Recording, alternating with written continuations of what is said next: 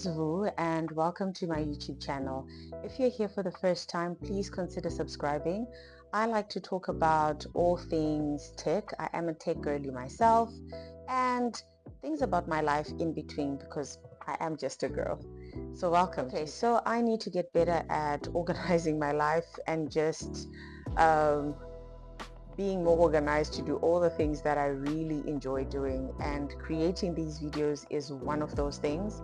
So today I'd like to talk about a particular video or topic that I spoke about briefly on my TikTok channel. If you're here from TikTok, welcome, by the way. I'd like to talk about the future of jobs, right? So the World Economic Forum releases a report almost annually that speaks about different topics, but one of the ones that was very interesting to me was the Future of Jobs Report 2025. I will add a link to the report in the description of the video, so you can have a look at that if you want to go through it yourself. But yeah, let's jump right into it. Oh, and before we do, I have notes on my phone. So if you see me looking down, I am looking at my phone just to make sure that I share accurate information with you. Okay, so long story short, 92 million jobs is predicted to be lost. Or, is that correct English? They predict that 92 million jobs could be lost by 2030. So we are in 2025 at the moment.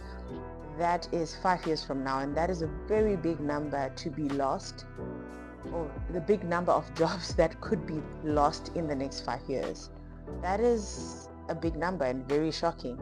But what does that mean for people who are in the job market who still want to work? What does that mean for them, or people who are just entering the job market? That means that you could work on skills that will continue to be relevant in the job market as it is changing, right? But I did start with the negative. I would like to talk about the positive side to this predicted transformational change in the next 5 years. So while there will be 92 million jobs that could be lost potentially, I'd like to state that there is a whopping 170 million jobs that could be created or will be created in the next 5 years. So that is a 7% predicted growth, net growth in the job market, right? But why is there such a big change? Like why is there such a huge change, particularly in the next coming 5 years? So the main drivers of that are actually technological changes. I mean, everyone has been talking about AI and robotics, automation and digitization wherever it is that you are. And this is one of the big drivers, because now AI and technology is more accessible than it used to be. Now it's no longer a concept, it's no longer something that we see in the movies, it's now something that we live with daily. ChatGPT, for example, is one of the popular AI tools or models that are available to almost everyone who has access to the internet. So that's the first thing. The next thing is economic. Oh, my alarm, I need to get going. Okay. So the next thing is economic uncertainty. So there are a lot of changes that are happening economically, obviously fueled by political changes. I don't want to get political here, but if you watch the news or if you've heard of the news, there are changes that are happening in the global north that could impact world economy, and that is one of the reasons why this potential 22% adjustment or structural adjustment to the job market would be happening. So the economic factors that are fueled by political factors is a big thing. And as a result of the politics as well, there are obviously trade agreements and geopolitical dynamics and policies that are currently, in the process of changing from how they used to be. That is a major driver for the big shift in the job market. And I guess another thing would be the demographics, like the population that actually does the jobs. We have people who are obviously getting older, who are leaving the job market, and more people who are entering the job market. The people who are entering the job market are positioned differently in terms of technology, and they're more open to embracing technology, unlike most people who may be older. And I'm speaking generally here, so these are just like general assumptions. So that could be one of the drivers as to why there'll be a big transformational or structural shift in the job market. I have to state though that these predictions were mainly based on studies or research done in the global north. So if you are in the global south like me, the changes will still happen, but maybe not at as fast a pace as it would in the global north. But regardless, I think this is information that could help us in the global south make informed decisions and position ourselves strategically so that as the job market changes and shifts, we are progressively changing with the job market. So how can you position yourself in the new in the new age that we're entering? So the Future of Jobs report by the World Economic Forum predicts that 39% of the current job skills will be outdated and no longer relevant by 2030 again. So what does this mean? It means that you could actually focus on upskilling yourself and learning skills that will still be in demand or will be in demand by 2030. So one of those skills is analytical thinking, right? So this is problem solving and decision making, being able to process information that you've been given and apply it in context and then make a decision. So while we have great tools like ChatGPT and data analytics, what they do is use data from the past and create a report or a dashboard or view or statistics rather of things that have happened in the past or information that we've gathered in the past. However, to apply that information to an existing context, whether it's a business or an organization, to make decisions that can impact the future is a very key skill. And currently, mostly people like managers or people who sit on a strategic level of an organization are more exposed to things like this. However, this analytical thinking skill might filter down to the lower tiers in the job market. So that's something that you could learn on and research on and upskill yourself. The next one is AI. So AI and big data literacy. So I did mention that the statistics that are used in analytics, if you are in tech, you would know about that. There will be a bigger demand for that. While it is something that exists, if you are not well versed in that, it is worth your time at least having a feel for the basics and seeing where you could position yourself around the data process or data workflow.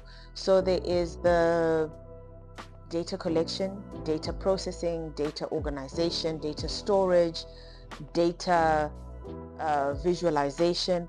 All of these things are things around data engineering. There are different aspects that come with data, and so if it's a skill that you don't already have, you could consider learning this skill that is a skill rather that is related to data analytics. The next thing being AI. So right now most people are talking about AI prompting and how to get the most out of AI, like ChatGPT. However, there are other things to do within AI as well. AI engineering, if you're considering being an engineer of sorts, there are different ways to participate in the AI space besides learning how to use AI. That being said, using AI is actually a key skill and not everyone has it. So it is worth investing your time and your effort in. The next thing being, and this should be obvious, right? With the improvement or advancement of technology, that means that, or the increased adoption of technology, that means that then is more opportunity for cyber risks, so cyber attacks, cyber risks. And if you're considering how to position yourself, maybe cybersecurity is something that you could consider. So networking and cybersecurity is key because a lot of things will be integrated in the changes in technology. Already we have computers or processors in devices like our microwaves, our washing machines, our dishwashers, our cars. There would be home networks where all of these things are connected on a network, and then someone could hack. I mean, if you watch some techie movies or some action movies, you see that sometimes intruders access places that they shouldn't because of these networks. So if you're considering a career, as the world is advancing technologically, cybersecurity and risk and networking is something that could be lucrative for you. Then there's the beautiful space of creative thinking, whereas I think people in tech sort of forget that creativity is a big part of technology, to be able to come up with these beautiful ideas that we've now seen in our reality. There will still be a place for creatives, whether it is creatives in the tech space or creatives in other aspects or marketing or graphics or illustrations. There's still a space for that. So it's something to explore. If you have that creativity, what can I call it? Creativity, I don't know, hunch or affinity towards creativity. It's something that you could nurture and cultivate so that you grow that, and then you see what opportunities are there for you. Then leadership and social influence.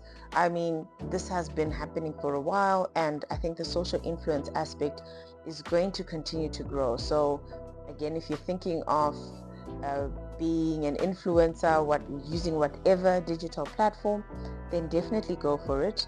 And then learning, because I think if you are someone who wants to still be relevant in the future, you need to have that skill to constantly be learning. So yeah, I think that's what I can say regarding the skills that would be required in the future. Okay, so now we've spoken about the drivers of the change, and the bottom line being that 92 million jobs could be lost. However, 170 jobs will be created. What are these jobs that are coming in the future?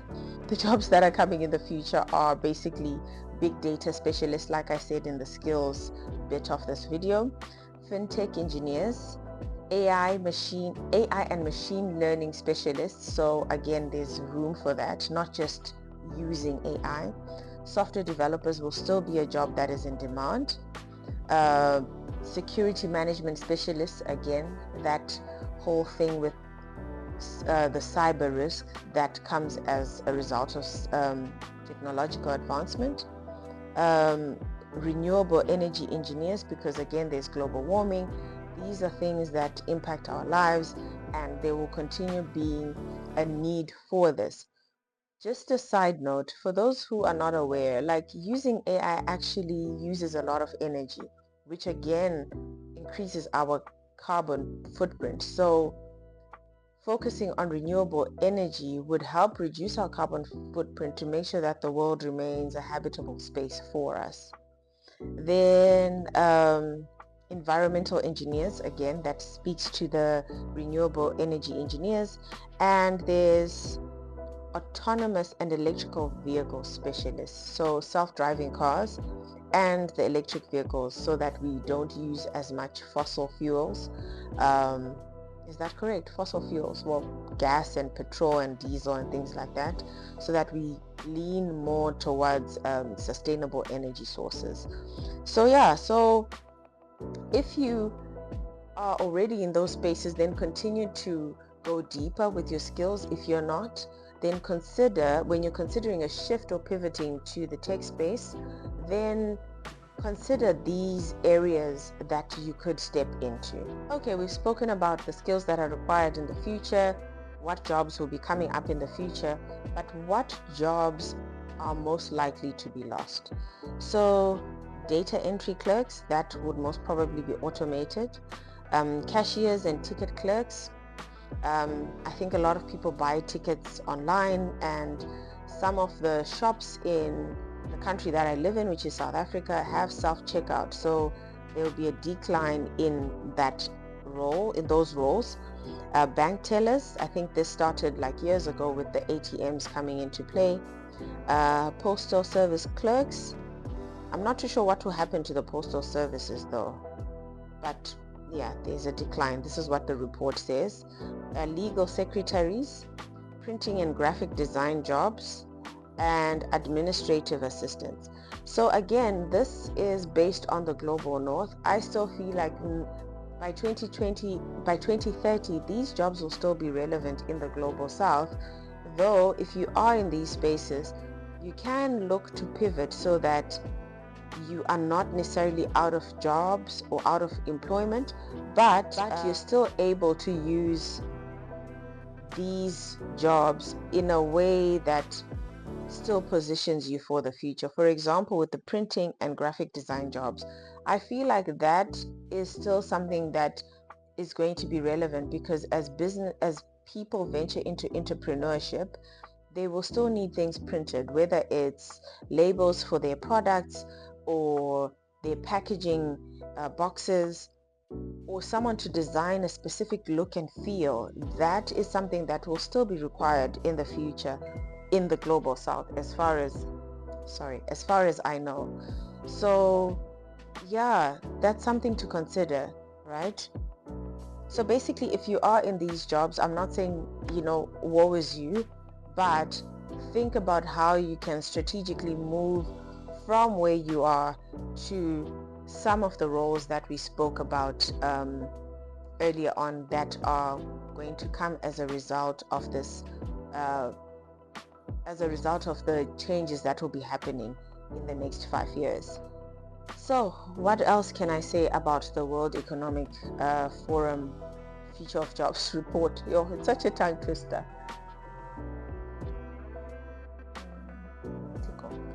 So 85% of employers plan to upskill their workforces, and that means that you need to have these conversations with your managers potentially regarding new skills for the future. And 50% of the employees will actually need to be upskilled in whatever way by 2030. Again, this is based on the global north. These figures may not necessarily be the same in the global south. However, I think it is something that you could start working towards, as we've seen that sometimes trends start in the global north and then filter down to the global south. So already you can start positioning yourself to be at an advantage by 2030. Yeah, so I've spoken about green living. So I have spoken about renewable energy and environmental sustainability. All of these things are things that will definitely be required in the future, because we still need to live and breathe clean air and eat as well, and that's all part of green living. And then there will be a rise in more remote or hybrid work, which is the future, obviously. So yeah, I really have to get going now. It was a good time to film this or record this video. However, I should have just started earlier. So in conclusion, the job market is changing rapidly. There's a potential for it to change quite drastically in the next 5 years towards technological advancements, or because of the technological advancements. And so you can position yourself in such a way that you are not left at risk as a result of this. AI and automation and cybersecurity are big fields that will most rapidly grow. And yeah, so just being adaptable as an individual with resilience and being able to learn continuously will obviously set you apart from everyone else in the job market. That being said, there are still jobs that, regardless of the technological advancements, will still be required, right? Though they can integrate technology, these jobs, I feel, will always be safe. There's the medical side, right, where doctors can use technology in terms of improving their diagnosis. However, we will still need doctors to attend to us, and nurses. We'll still need dentists to extract our tooths. I'm not sure if anyone's yet comfortable with having a robot do a tooth extraction. We'll still need people who are in the aesthetics, like hairdressers, nail technicians, makeup artists. Those are jobs that will still be relevant regardless of technological changes, because those need a human to actually do them. Even construction as well. While people are using more machines, it's still something that will still require a people. So if you are in those very people-centric jobs, where you need to touch people and interact with people, and holistic roles, then there's still a space for you. Psychologists still have a space. They can use technology in terms of, scheduling appointments and doing assessments of sorts, or creating tools that will help their patients, but the role itself will still require people, and most probably more people, with the increased self-awareness of, society as a whole. So yeah, that's it from me and this chat about the future of jobs report. Let me know what you think in the comments. Please comment. Let me know if anything wasn't clear. If there's anything that you'd like me to delve into, I'll be more than happy to do that. And let's keep this conversation going. And more importantly, if you are coming from TikTok, I think you'd know that I am very pro women joining the tech space. There's still a lot of males in the tech space, and it's not a bad thing. We love men. We don't hate men over here. But I feel like there's still a lot of room for women to join the tech space. I did mention creativity earlier on as a skill that will still be required in the future. And creativity is inherently a very feminine trait, a very feminine skill, and so there's still room for women to join the tech space and to position themselves for a lucrative future where they're safe and there's job security, and that their skills are still in demand. Yeah, so that's it for me, guys. Hope to see you in the next video soon. I am working around organizing my life so that I have more time to do these videos, because I really actually enjoy them. So yeah, see you next time. And if you haven't already, please like the video, subscribe or share, and let's have a conversation going about this topic. See you next time. Bye.